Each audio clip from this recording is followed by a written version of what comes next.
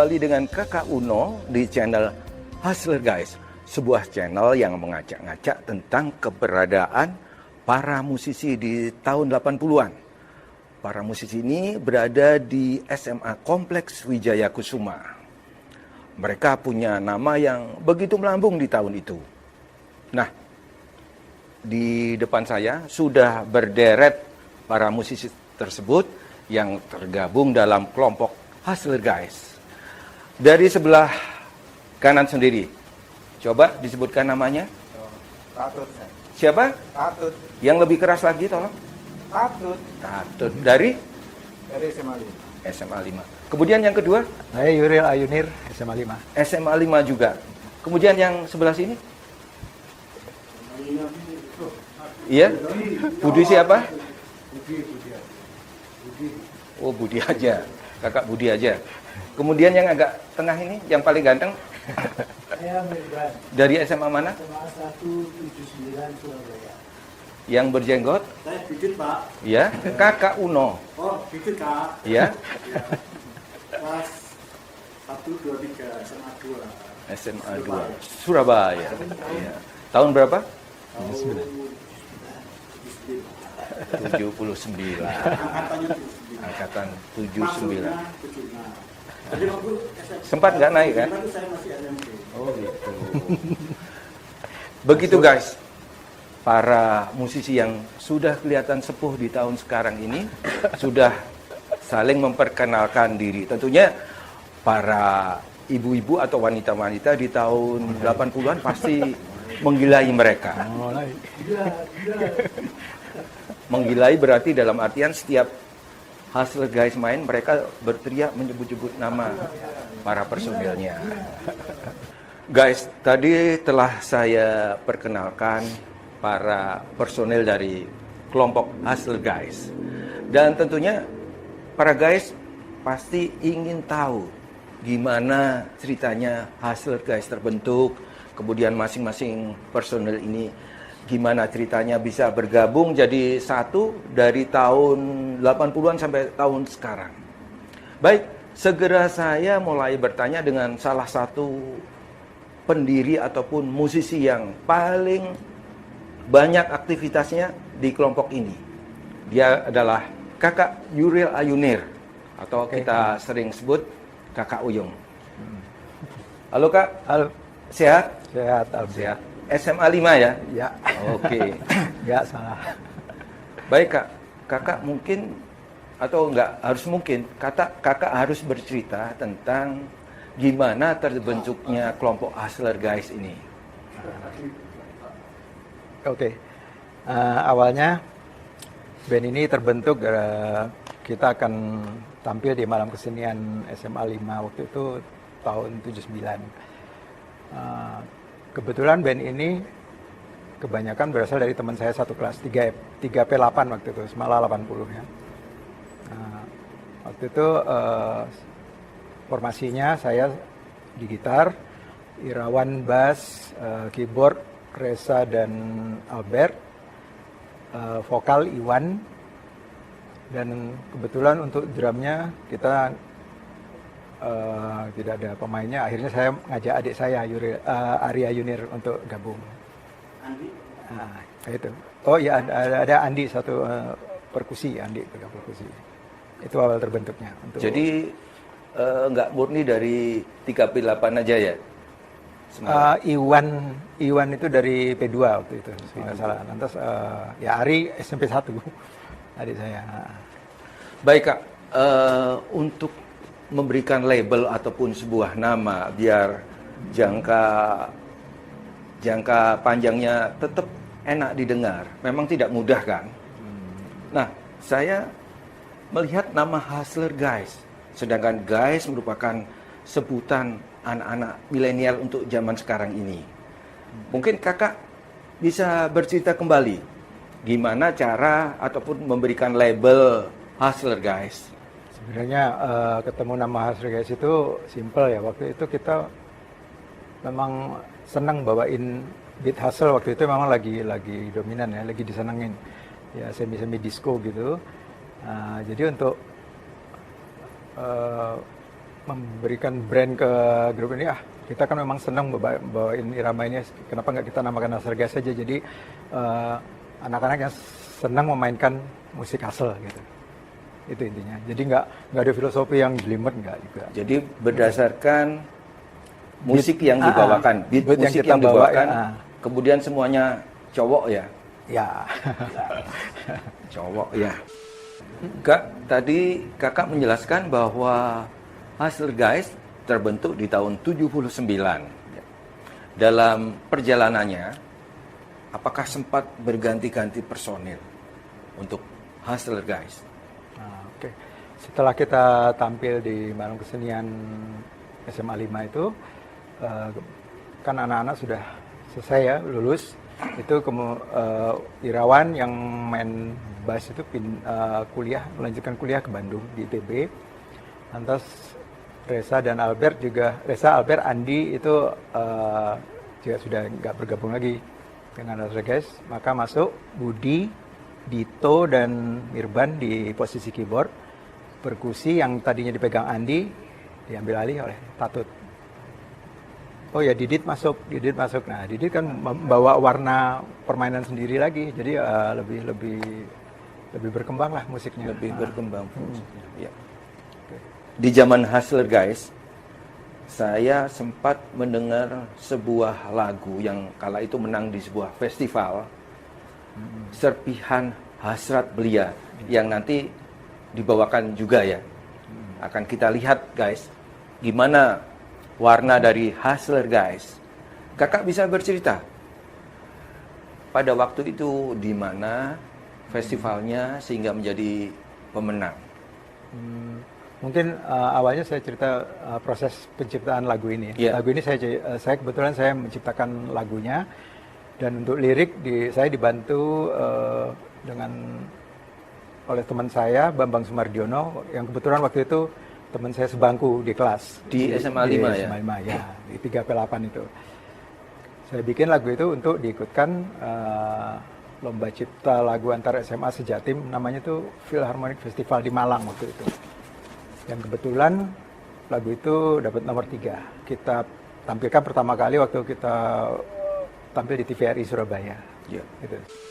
Guys, di tahun 80-an untuk sebuah grup band itu belum zamannya ada rodis ataupun manajer, dan masing-masing dari personel adalah bertugas untuk semuanya, baik sebagai rodis ataupun sebagai manajer yang bertugas untuk menjadikan grup ini lebih berkembang, lebih dikenal di masyarakat dalam perform mereka. Nah, salah satu manusia yang paling bertanggung jawab untuk berkembangnya Hustle Guys adalah salah satu personel yang sampai sekarang masih kelihatan ganteng. Dia adalah Kakak Mirban Sucahyo, ya. Siap. Kakak Mip ya. Ya. Kakak Mip, kakak bertanggung jawab memangnya untuk menjadikan Hustler Guys berkembang, untuk perform dimanapun. Arahan kakak untuk menjadikan grup ini berkembang di kala itu performnya di mana aja? Baik, kalau masalah berkembangnya grup ini kan tanggung jawab kita semua sebagai personil. Nah, memang pada saat itu lagi rame-ramenya band-band itu yang muda-muda ya perform di TVRI. Masih hitam putih ya? Masih hitam putih waktu itu. Belum Ya, di-clear? sedikit berwarna lah. Warnanya hitam sama putih. Iya, dua warna. Nah, alhamdulillah kita tuh di tes tuh yang lainnya ada 3 band kalau nggak salah tes. Yang lainnya cuma 1 lagu selesai, 1 lagu. Kita tes lagu itu sampai minta tambah. Kita pikir, ini nggak lulus atau gimana? Yang more-more gitu? Iya, more. Ternyata seneng mereka. Seneng dengerin kita, alhamdulillah. Ya. Nah, pada saat itu memang kita bawain lagu-lagu sendiri. Dan memang kita punya ciri Hustler Guys itu kita bikin lagu sendiri. Semua kita aktif untuk ciptakan lagu sendiri. Nah Kak, dari TVRI yang bagi Kakak merupakan salah satu ataupun pada saat itu merupakan salah satu media promosi yang paling hebat di Iya. Jawa Timur ya. Cuma ada satu.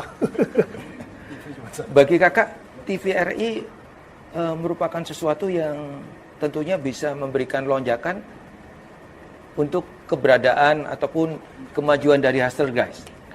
Jadi memang setelah kita main di TVRI memang kita ini lebih dikenal. Yang paling paling buat kita berkesan itu kita disuruh ngiringin Faris RM. Waktu itu lagi top-topnya Faris RM zaman itu. Nah, kita bahagia sekali kita bisa ngiringin Faris RM dan itu juga idola kita. Nah, pada saat dia main, kita yang ngiringi lagunya dia. Nah, yang lucu begitu perform kedua kita sendiri kan pakai lagu kita, lagu Hustler Guys. Nah, itu dia juga ikut naik. Wah, ini kebanggaan buat kita. Dia mau ngikuti lagu kita, padahal dia nggak nyanyi. Yang nyanyi kita ini, yang nyanyi waktu itu Tatut. Nah, waktu itu ya kita bersyukur kok Faris mau gitu loh. Nah, itu akhirnya berlanjut sampai kita ke perform di waktu itu ya? Guskit sama Faris RM. Tapi kita band pembuka. Jadi ada 3 band waktu itu, Faris, Squirrel, sama kita Hustler Guys. Faris dengan Trans. Ya, Faris waktu itu dengan Trans. Grupnya Trans waktu itu. Kita main di Guskit bareng-bareng. Nah, di situ alhamdulillah manajernya sempat bicara sama kita, Hustler Guys, karena dia merasa Faris tertarik sama lagu-lagu kita. Dia pengen bikin album. Kita ditawarin waktu itu. Cuman waktu itu kendalanya kita kan baru masuk kuliah semua. Baru masuk kuliah ya. Padahal kalau dipikir-pikir setelah lulus juga nggak dijalani profesi yang dari fakultas yang di dijalani lah. Kita kan nggak ngerti ke depannya. Saya kira itu kalau saya. Guys, di 5 personel Hustler Guys yang masih tetap keren-keren orangnya, meskipun sudah sepuh ya, ada salah satu personel yang nggak tahu di tahun berapa itu sempat hijrah ke Jakarta, dan di sana luar biasanya adalah Kakak Tatut, betul ya, berhasil mencetak hits yang saat itu dibawakan oleh Dian PP almarhum. Judulnya adalah Paseban Cafe. Kemudian satu lagi dibawakan oleh Ruth Sahanaya. Judulnya Kak? Lupakan Saja. Nah, di sini karena Kakak Tatut juga salah satu pencipta lagu untuk Hustler Guys. Apakah lagu-lagu yang Anda bawakan di Paseban Cafe ataupun juga Lupakan Saja itu ada benang merahnya dengan lagu-lagu yang ada di Hustler Guys? Sebenarnya begini, di Hustler Guys itu saya termotivasi ya. Jadi teman-teman ini kan mereka menciptakan lagu, saya juga ikut. Waktu itu juga belajar mencipta lagu. Kebetulan Yuri ada lagunya, saya bikin syairnya Hasrat Diri ya, Hasrat Diri. Terus ya setelah berjalannya ini, terus akhirnya saya ke Jakarta, pindah bekerja di sana. Ya, gitu. Pokoknya ya merantau lah ke Jakarta. Merantau. Akhirnya ketemu dengan singkat cerita, ketemu dengan James Sunda, kebetulan saya teman baik di sana, terus ketemu Faris, ngobrol-ngobrol, ketemu Dian PP, ya ketemu dengan dikenalin sama dia. Nah, waktu itu saya juga, ya buat saya surprise ya, saya cuma pakai gitar cengeng-cengeng gitu aja, begitu Dian dengerin waktu Paseban Cafe itu, kan saya bikinnya agak ngebeat ya, terus ya, Dian bilang, jangan dibuat kayak gini. Terus gimana Yan? Dibikin cool jazz saja.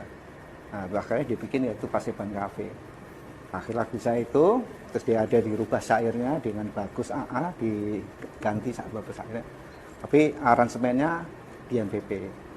Nah, akhirnya ya, saya juga nggak nyangka lagu itu banyak yang suka. Bukan banyak yang suka aja, tapi kan jadi hits Ya, saat itu. ya, terus yang kedua juga ikut sama yang dilupakan saja itu saya juga nggak, ya kebetulan lagu itu mungkin lagi bagus ya moodnya lagi. Kebetulan terus waktu itu kan kalau di mereka di sistemnya itu kan ada produser, penyanyi sama arranger. Peraturannya kalau dua itu setuju, berarti lagu itu diambil. Kebetulan waktu itu dengan Aquarius kan, Iman produsernya suka, sama Ruth-nya suka. Akhirnya yang aransemen Armin Otokosin tuh, ya dia bikin. Ya itu buat saya surprise aja. Jadi dari pengalaman di waktu di Surabaya dengan hasil itu, ya saya buat memicu saya kan. Dan akhirnya ya jadi seperti itu. Jadi kalau kita lihat Kakak Tatut tidak hanya salah satu lulusan SMA 5 tapi juga lulusan Hustler Guys Ya. yang berhasil di kancah nasional. Nah, kita ngumpul itu kan wawasan kita jadi ini, nambah banyak masukan gitu buat saya.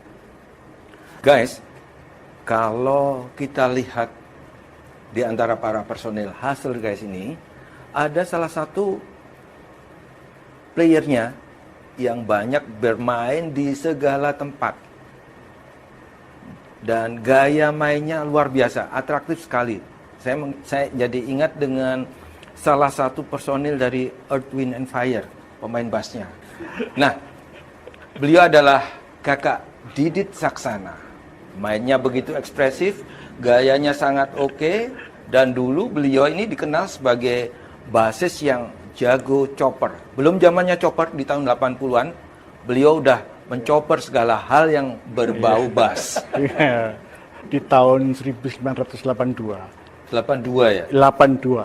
Jadi Hustler Gas kan terbentuknya di 79 ya. 79. Jadi tahun 82 aku dihubungi sama Yudi.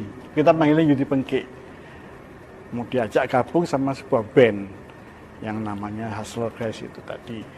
Terus aku inget-inget. Jadi aku sebenarnya sudah pernah lihat perform mereka waktu malam kesenian SMA 5. Kebetulan aku dimintain tolong bantu bikin musiknya juga salah satu teman di SMA 5. Melihat itu memang bagus sekali. Wah jadi ya oke, langsung oke aja aku mau langsung ikut main di situ.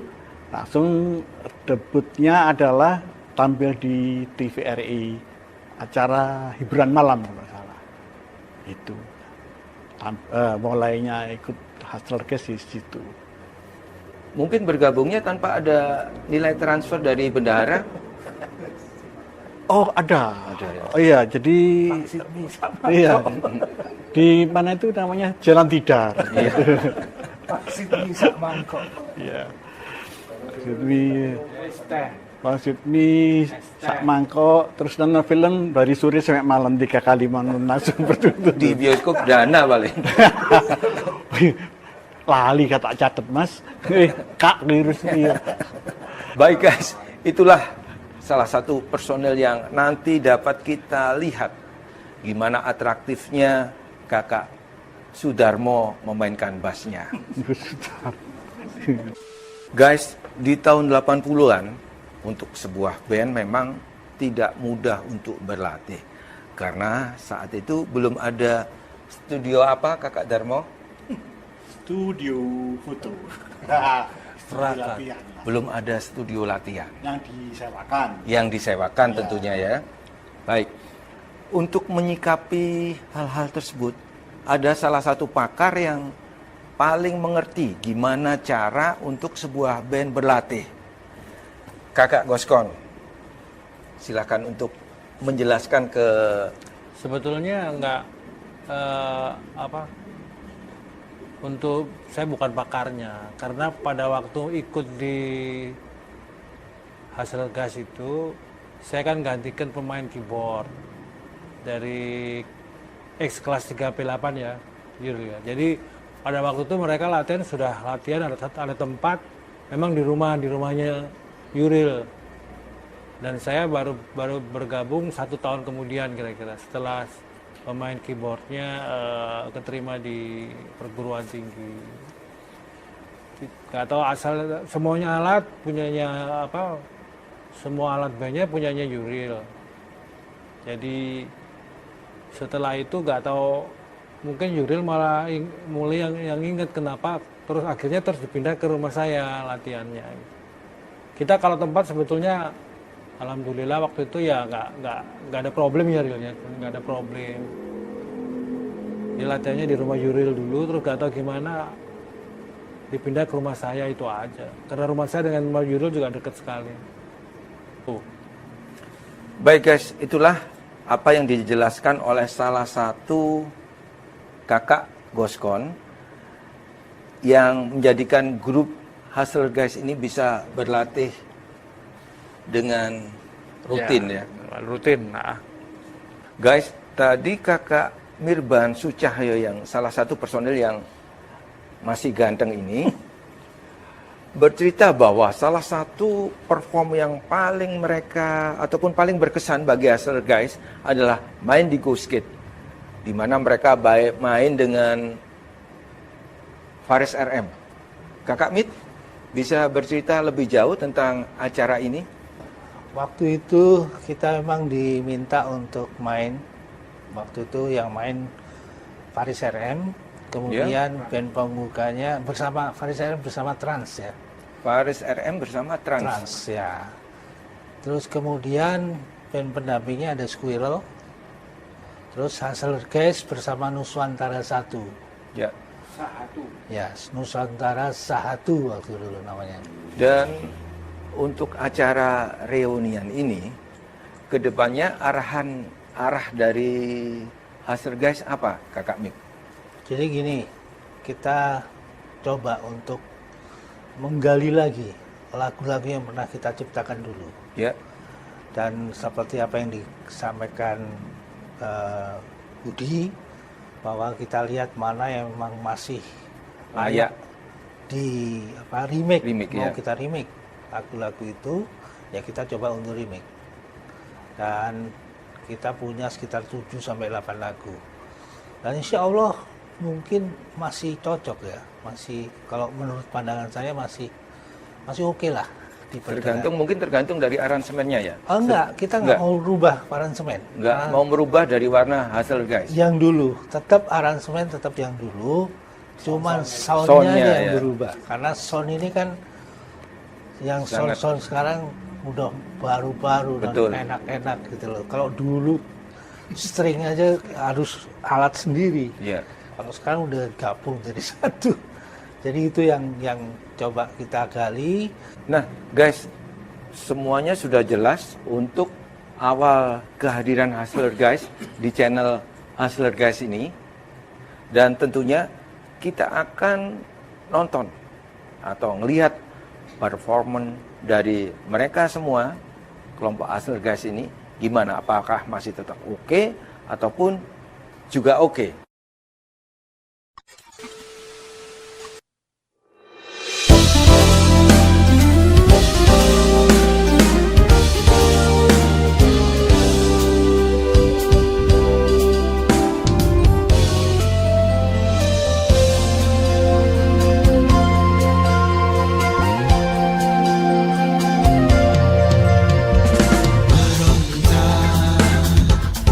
Hasrat di dalam